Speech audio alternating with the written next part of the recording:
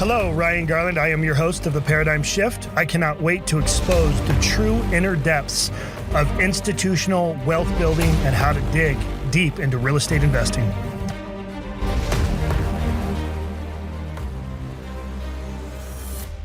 Hey everybody, Ryan Garland here, founder and chairman of Paradigm. Thank you for watching Paradigm Shift. We are sponsored today by 10 Day Doors. They are the manufacturer on all of our barn caves project, all of our structural engineering, structural steel, and our Paradigm storage products. So we're happy and I'm excited today to introduce you to Jason Pope. He is my helicopter pilot. He has an R44 and he's done some amazing things. So we're going to kind of interview him today and kind of talk about all the wonderful things that he's done.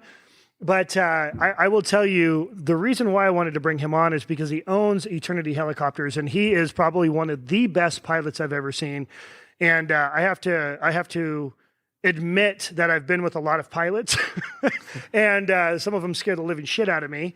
But this guy, I mean, he gets down close to the water. He's doing all these wonderful filming. So all of the filming and all of the videos that you see with all of our boats and all the cool stuff that you see, this is the man behind the scenes that's actually flying. So Jason, thank you for joining me today. Well, thanks for having me. Absolutely. I mean, it's kind of my first experience doing something like this, and it was cool. It's cool to do it, and I appreciate everything you said. Got to put you in the hot seat, man. Thank you. This is the way to do it. Just break the ice and get going, right? Right. So really I want to more interview you and talk a little bit about your history, your past, because I want people out there that may want to think about hiring you to do other filming or travel or what have you. So let's talk a little bit about the business, and then let's talk a little bit about your past. So let's talk about Eternity Helicopters, what you are, what you do, and just kind of the nature of your business at the moment. So we are a very small husband-wife team. My wife and I do it together. We have one helicopter, one pilot. But I will say I could not do it without my wife, Brenda. She does all the behind the scenes, all the billing, all the books. Oh, I get the bills. I get it. Right. All that kind of stuff. Yep. I mean, putting the helicopter in the air and flying it safe is the operation side is what I do. Behind the scenes is what she does. So basically we, before this, I was flying a bigger helicopter fighting fires. Mm-hmm. I loved my job, loved the company that I was working for, loved the people that I was working with. But I wanted something different. I wanted something new. When I was on fire, I was in Washington, and my schedule was a 12 on, 12 off. But it worked out to about a 14-day on, 10 off, because you have a travel day at the beginning of your shift, after your shift. Well, I had 2 girls at home. My wife, my 2 girls, I wanted to be at home. Yeah. So we put Eternity together, and me pitching it to my wife and saying, I think we can do this. Let's go spend a bunch of money. Let's spend a bunch of money and typical guy thing. Buy this helicopter, and I promise it'll work. And so there's a little bit of convincing there, but fortunately she totally believed in me, and we did it. We put. She's a smart woman, though. She's very smart. She's very smart. Very smart. Thank you. So we did it. We went out, we found the helicopter. It took me a couple of years to find it. We bought it. And I knew kind of what I wanted the company to look like, all the way down to the vehicles that I had, the support vehicles I had. That's great. I knew the color of the support vehicles I had. I knew the color of the helicopter when I was looking for it, the avionics that I wanted. Very picky, so it took me a long time to find it. When we found it, we got it in Texas. Bought it in Texas. Had it taken to Oklahoma City. So they did a whole, the pre-buy inspection, and I wanted a 100-hour inspection, the annual, everything done on it. Yep. So when I pick it up, it's ready to go. Flew to Oklahoma, picked it up, flew it home. So basically what we do is we have they call it an LOA, a letter of authorization from the FAA to be a tour company. So we're an approved FAA tour company. And kind of what that consists of is the FAA will come out to your hangar. They inspected our hangar. They inspected all of our logbooks, and then the helicopter, and then it was a big interview process. And then we were approved for that LOA. So after that, we wanted to move more into the filming and video kind of stuff, which was fun for me. That's the kind of the fun flying. Sure. So we went and got what they call a motion picture movie manual. Now, this manual isn't something you get online and say, okay, print me out all these pages of this manual that I can operate with. You have to write the manual. So you have to, I think it ended up being about a 16-page document that we wrote. This is how we're going to operate. These are our limitations and our restrictions. And basically we file that with the FAA. It goes through the whole approval process. And once it's approved, it's kind of a big deal that you have that. There's not many operators, small operators, I should say, that have a motion picture movie manual. So that was approved. Now, when we do our shoots, we need event-specific permits, which is easy.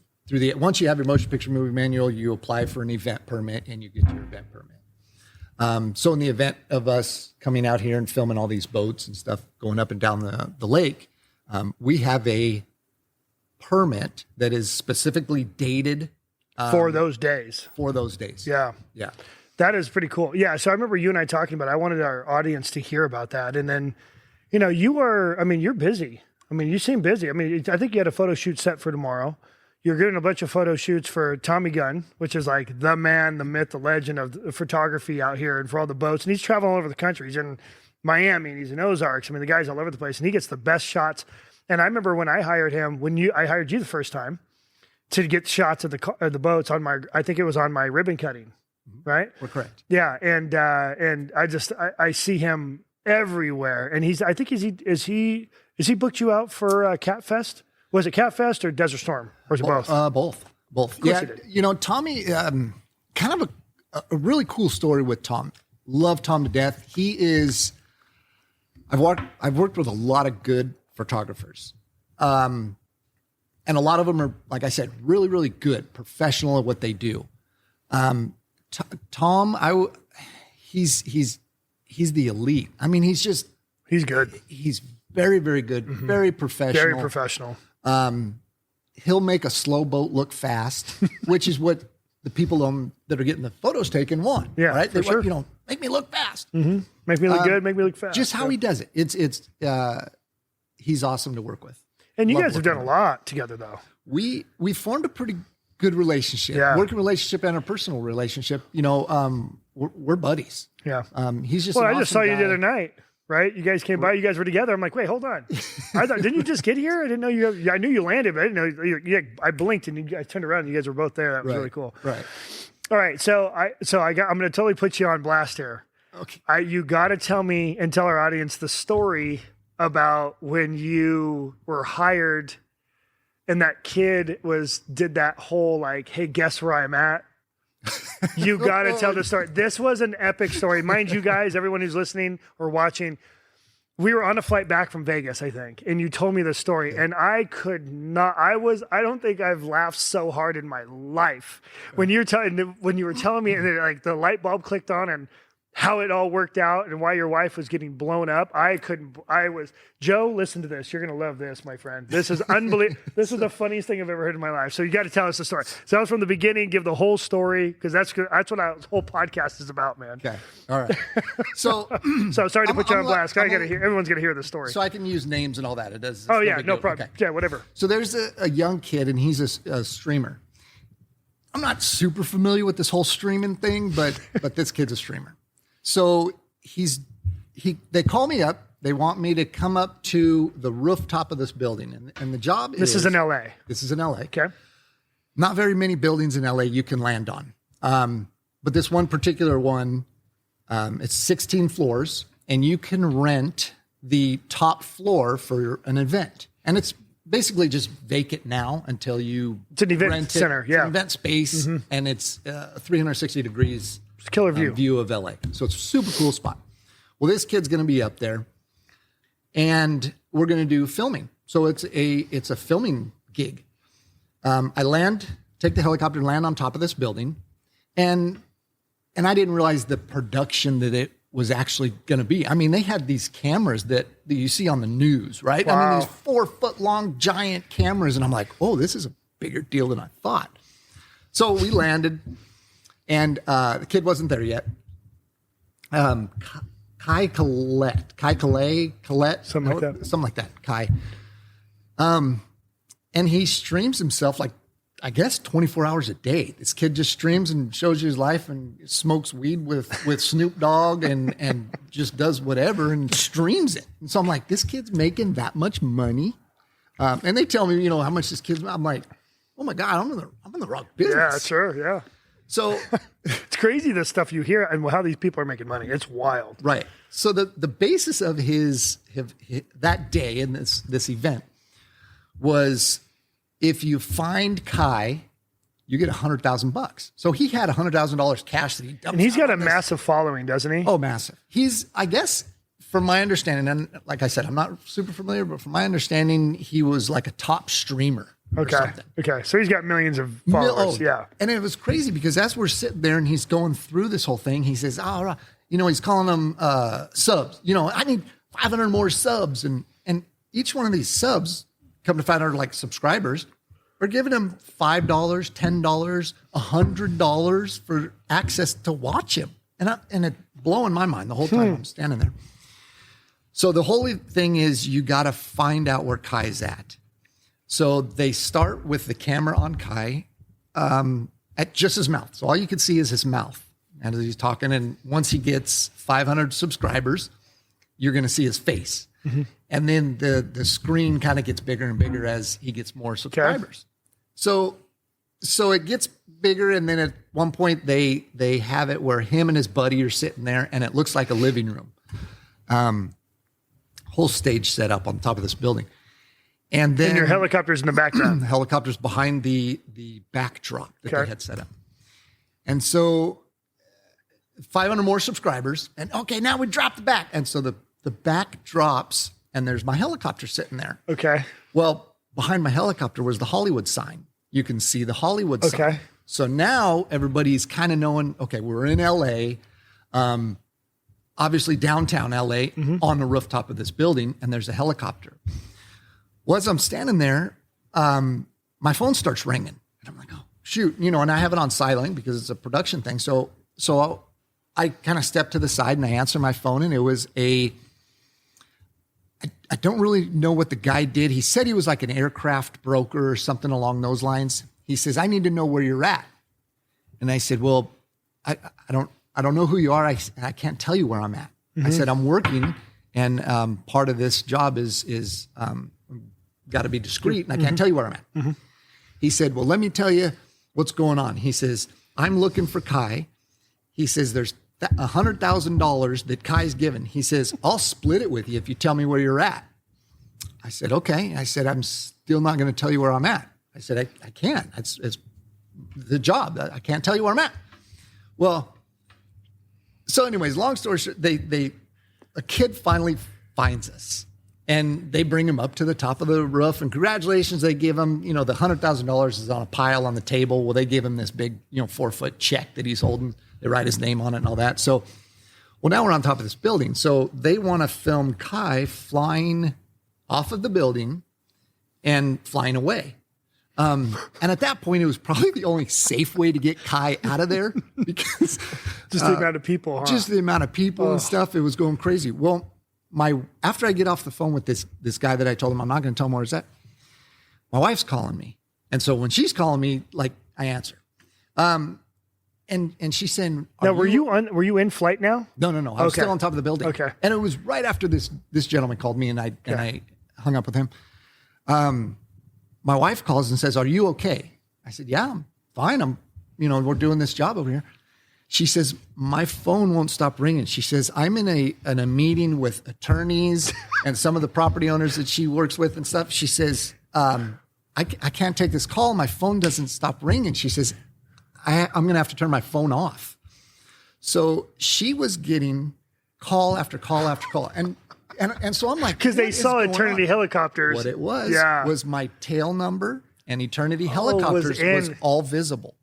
So you could Google the tail number and see who owns the aircraft. Yeah. Well, then they Googled the company name, and they got a hold of us, and they're trying to find out where we're at. Wasn't she freaking out, thought you crashed or something at one point? She was pretty nervous there for a second because there's so many, where's your aircraft and all this other stuff and she had no idea because I didn't have no idea when we were going to this job. I just knew we were filming and that's all I needed to know. I didn't know the whole backstory to what Kai was doing. So she ends up turning her phone off because it won't stop ringing in her meetings. I couldn't even imagine being her. You're freaking out knowing you're flying and your phone's blowing up. Right. And you're kind of going like, wait, hold on. Wait, did you crash? What happened? Oh man, I can only imagine. Right. Knowing her too. Yes. Her heart probably just wasn't stopped beating. Right. So she felt better after she spoke to me, and I told her, this is people are looking for him. He's giving this money away for who can find him first. So now I have to take Kai and fly him out of there. He gets in the helicopter, and the kid is, he's a younger kid, pretty animated, full head of dreadlocks. Pretty funny kid, I guess. 12.3 million subscribers. 12.3 million. Okay, well, there you go. Wow. So he gets in the helicopter and, this is cool. And, he got a little bit of a lingo to him, I guess. And we take off. Now, I have in the helicopter, I have Kai sitting in the front seat, the guy that won the $100,000 sitting in the back seat, and then the guy that's filming sitting behind me. So we pick up and I take off of this building, and Kai starts screaming. And he's like, this is the coolest thing. And he says, I'm in Grand Theft Auto. I'm in Grand Theft Auto. And I'm like, oh crap. So he was so loud, I had to isolate his mic. So I turned his mic off. He's screaming so loud, I still can't hear ATC because I need to fly into Santa Monica. You're in LA, yeah. Downtown LA, flying into Santa Monica is pretty congested. And Santa Monica is very particular on how you fly in there, the procedure to get in there. So you need to be able to hear him. So he's screaming at the top of his lungs. He's in Grand Theft Auto flying this helicopter. And he's on FaceTime or something? What's he doing? No, they had all these cameras and everything set up in the helicopter. You have it? Oh yeah. Why you got it on YouTube? Oh, it's awesome. I got to watch this. It's awesome. We're going to clip it into this podcast, dude. So I have to isolate him. I'm still struggling to hear ATC. I take him, we land at Santa Monica Airport. Do the whole filming. It's all live stream and everything there. Now the Escalade, black Escalade or whatever is picking Kai up, pulls up to the helicopter, and heaven forbid you walk into the FBO. No, the Escalade has to pull out to the helicopter. So they come out, he jumps in there. And the cameraman and the kid that just won the $100,000 are standing there, and they're going, so like, now what? And I said, well, I don't know. What do you mean what? What are you looking at me for? I'm going home. You're like, get out. Like my job's done. And they're like, well, we don't have a ride back to the building, or we don't have a. I said, well, you may have to call Uber. I mean, the building's the other way. I'm going that way. The building's that way. So, so they Ubered him. It's just all isolated and quiet. Yeah. So the camera guy calls an Uber, gets an Uber. He's gone. Yep. He's gone with all this stuff. The kid that won the $100,000, I don't want to jump to. Sure. I don't know if he had the means to Uber. So he's standing outside. Does he have his money? I don't know what he had with him. Oh because my gosh. It was probably 20, 30 minutes that I'm doing all my thing, getting fuel and getting everything I need to get home. And I look outside. He's standing outside on the curb. And so I go, hey, like, are you good? Like, you have some? He says, yeah, I called my buddy. My buddy's coming to pick me up. So he had a friend coming to pick him up. Meanwhile, Kai was on the road going Dude, back. could you imagine? Just, I think when you were telling me the first time, I'm like, I can only imagine Brenda, your wife, just going, oh my, because I think dude, that many phone calls that fast, you'd think you're getting in an accident.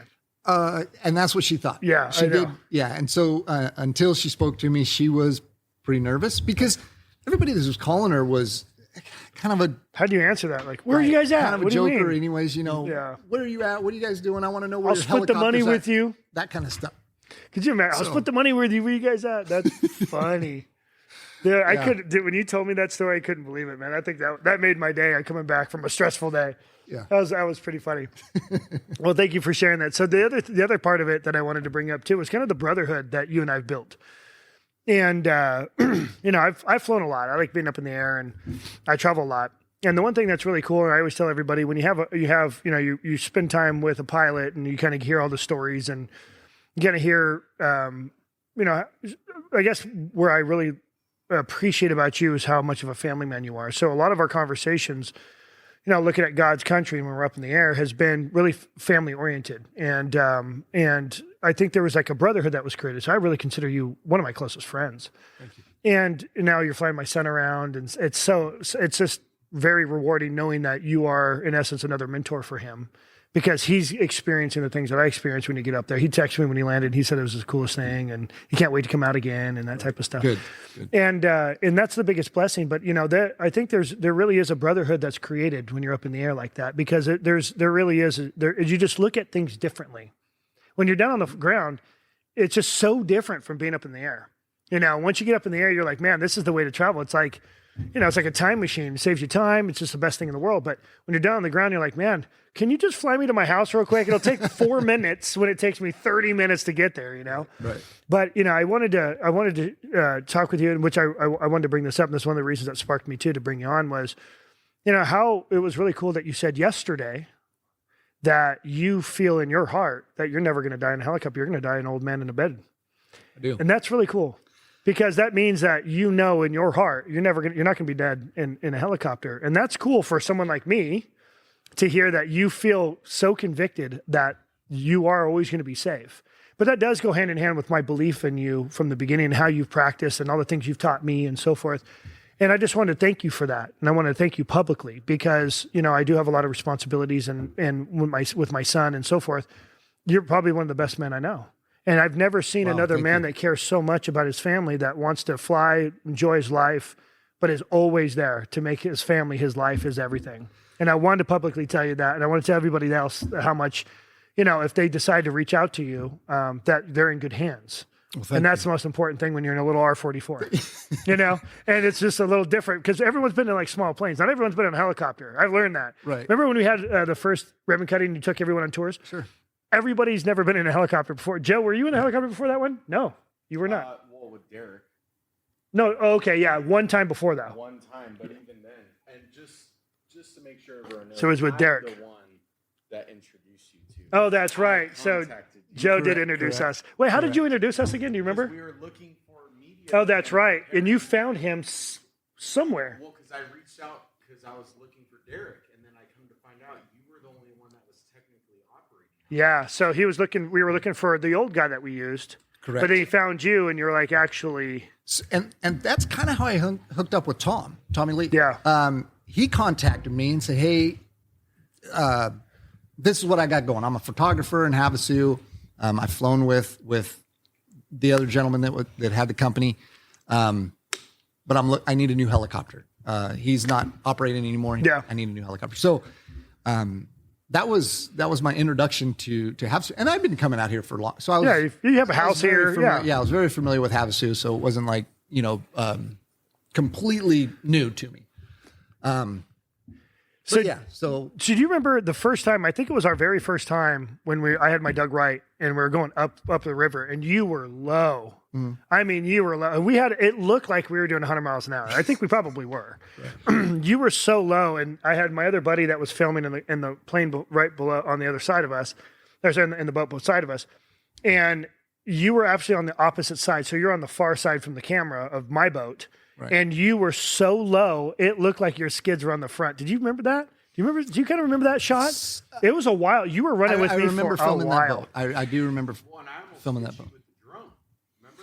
Oh, that was on a different day. Yeah, that was a learning experience. That was, yeah. Don't hit the helicopter with the drone, Joe. Yeah, I wasn't. We were fairly new to each other. Yeah. So working together was fairly new, and I take responsibility on not asking the right questions, right? Hey, Joe, don't fly into me, please. The shot was super cool. It was a great shot. That's a super cool shot. But I did talk with one of my buddies, I think it's Tom, and he says, dude, you realize that drone was there? And I said, no. I said, that was just one of those close calls that fortunately it happens, out. but yeah. Well, I didn't think you were going stay that low and continue. I thought The idea was to get the shot while he's banking. Remember that? So we were the way we were cruising the boat. He was trying to bank it so he can get you shoot with his blade sideways. You know what I mean? So when we discussed that shoot ahead of time, you had said, okay, I want it to look like maybe the boat you're in a pursuit. Yeah. Right? So the boat kind of aggressive flying maybe, and make it look like the helicopter's trying to catch the boat. Yeah. So I almost actually wore my flight helmet, and that might have been a little bit too much. But so I wore my actual flight suit and everything. Yeah. And just the way I flew, banking back and forth, make it look like I was that video, by the way, went viral. I mean, that was cool. The one thing that was probably the best video we've ever shot. Okay. Just to basically build awareness for Paradigm Storage, and then we used a lot of it for Barn Cave. We still use a lot of that footage, but those were the best shots we've ever had. And it's hard to recreate those shots because of where we were located and the boat and everything. In the day, it was a great day. It was nice. And so, it was so cool. But I mean, yeah, when you were kind of in the gorge, right before the gorge, right, kind of like in and out of the gorge, whatever you want to call it, kind of towards the south side of it. But yeah, we kind of kept doing that turn, and we still have that video where he's like totally sideways, and I'm like right underneath you. It is such a great shot. about 5 cameras and 2 drones. Oh yeah, you had all kinds of shots. Yeah, there's a lot of camera again. Yeah, that was really pretty cool, man. When we do a lot of these boat shoots, the way I look at it as the helicopter operator, not only does the person that hired us that wants pictures of themselves in their boats, they want the perfect shot. So in my mind, I'm thinking, okay, I need to put the photographer in the best position to get the best shot. Yeah. So wherever that's at. And I'm listening to them. I'm working for them at the time. So they're telling me, okay, hop over to the left side, wherever to be on the boat. That's where I'm putting the helicopter, putting them in the right position. But I also look at it as they paid good money to have this whole experience. Not only are they going to get some awesome pictures, but they have a helicopter feet from them. So to give literally feet, right, well, safely. Yeah, safely, of course. Right? Yeah. But they want the helicopter experience. Right. And so, so that's what I'm also looking at is I want to give these people a good experience where they're going to remember, shoot, we just had a helicopter and it was like I could have given. We're going 100 miles an hour in the boat. Yeah. Right. So within reason, obviously, get close, give them an experience, but put the photographer where he can get the best shots that last forever. Well, man, and it's cool because the way especially when you're working with Tommy, he's getting shots of every boat that's out there. You guys are just all over the place, getting all kinds of different. I mean, that's what's so cool is that you see your helicopter and you see Tommy's work in so many photos in the industry from every boat builder that's here in Lake Havasu, or people who come from Miami out here for events or Ozarks. Your helicopter and your brand is everywhere from being all a part of this, in essence, culture, the boat culture. We have been very blessed. And I don't know what I can contribute it to other than blessed and lucky. Get in with the right people. Yeah. And Tommy's great. He knows everybody. He does. He knows everybody. Kind of along those lines is when we started Eternity, it was a huge gamble for us, right? We're putting all this money out, we're buying, and what are we going to do? Is it going to work? So I was talking to a really good friend of mine who I consider him very successful. And I said, man, am I doing the right thing? I'm almost 40 years old, dude, starting this thing. I mean, what am I doing? And he told me, which I probably recite this in my own brain every day. Don't look at the money. Don't chase the money. He says, build relationships. He says the money will come. Yep. But if you treat people right and you build those relationships, that's how you have a successful business. That is 100% my business. It's all relationships. Right. And if you're doing people right, then they'll want to continue to work with you. And he nailed it. And you know what? The thing too, and I think a lot of people, they say it, but do they really do it? Are you actually doing what you love? And when you do something that you love, you're going to be the top 1% in that industry. And that's how I see you. That's why I wanted you to be on here. I wanted people I want to build awareness of how good you really are and how much fun you are with that helicopter and safe at the same time, because that's key. But you literally are getting memorable shots that, I mean, I have shots that are all over my social media. These are shots my kids are seeing, using, other magazines are pulling from and using them, other social media. It's pretty cool, but it's all from your positioning, you know? So you've really got an eye for that, which is cool because you nailed it. People really want specific shots. They want to be seen a certain way. Yeah. There you go. There you are right there. Here, yeah, showing the camera, man. Show him the back so people can see it. Look at that. Yeah. That's him right there. That's the shot. See, when we said feet away, we weren't lying, huh? You know, it probably looked closer than it really was. Is super kind. Thank you for saying all that. I'm by far not the best pilot out there. Of course you're going to say that. Joe, what doesn't he's so humble, huh? Hands down. Better than fucking Delta pilots. Better than Delta pilots. Delta pilots, they're helicopter pilots, aren't they, Joe? Yeah. Well, I appreciate you guys saying that. But you know, I don't know, just operate the thing safe and that's key. That's key, man. Well, thank you. But kind of, and I'm sorry to interrupt. No, you're good. Kind of going back to you had mentioned it earlier that I said I'm not going to die in a helicopter. I know how I'm going to die. I've said that in the past, and I've kind of felt like, man, this maybe comes off a little arrogant, and that's the last thing that I. No, that's not who you are. I didn't take it that way. Or sound arrogant, like I can do what I want because I'm not going to die doing that. No, you don't think that way. You don't operate that way. A lot of things that I do, that jumping out of an airplane, parachuting, or hang glide, or whatever. I want to do it. I want to experience it, not because I have a death wish or anything, because I want to experience life. That's life. Yeah. I don't want to miss anything. And I know that if I am in control of what I can control, I can do it safely. Yeah.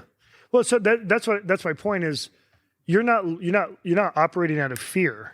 You're operating out of professionalism, and you're a perfectionist. That's the one thing I wanted to highlight is you really are a perfectionist.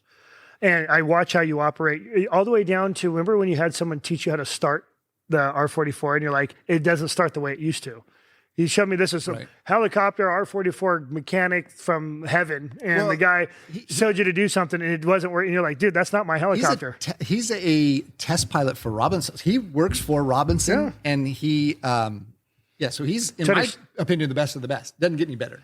But it did. But after he went to start it, you're like, my helicopter wasn't starting the same. He taught me you got it back. It's running now the same way. You wanted it. He taught me a different procedure, which, very small changes, very subtle things, but it wasn't my normal procedure. So it was just. But every time you fire it, this morning it was like right up. Yeah. No ifs, ands, or buts. Yeah. And that's what's so nice. And then, hearing you spend a lot of time going through your instruments and writing everything down and taking your time. You are in no rush. And that was kind of the testament of what I was trying to tell Shane and anybody else going, hey, they go, Ryan, why don't you go get your license, or why don't you fly, or why don't you do this? And I said, well, look, my stress is so high and I'm always going a million miles an hour. That's when accidents happen. If you bring in the right pilot and that's their job, then the likelihood of safety is much higher. And that's where I want everybody to think about that. I think a lot of people, I'm going to go buy this, I'm going to go fly, I'm going to do this and have fun. Yes, if it's your passion and you have some downtime, you don't have a high stressful life. Right. But my life is not that way. My life is go all the time. One phone call changes the whole entire day for me. So, that's where, I really appreciated the relationship, but even you teaching me kind of how you operate and think, because you really are doing this as a job. You want to you're making income for it. You're putting food on the table. You want to be safe. So you just look at things differently than I think someone who just wants to fly for fun. Because when you fly for fun, I feel like people test the waters a little bit more because you're flying for fun. You're like, no, I have souls to protect and I have to get here and here, and you think differently. And sometimes those are the attributes that you want to see in somebody when your life is in someone's hands. Just like with anything, right? If you're in a boat and you're the captain of that boat, everybody in that boat is your responsibility. I used to teach my girls this when they were 16 years old, getting their licenses, learning how to drive. I said, look, obviously you can't have all your friends in the car now because there's laws against that in California. You have to drive so long by yourself or whatever. So I said, but once you start putting friends in the car, there's 100 distractions. They're all yelling, screaming. They want to crank the radio up and all this stuff.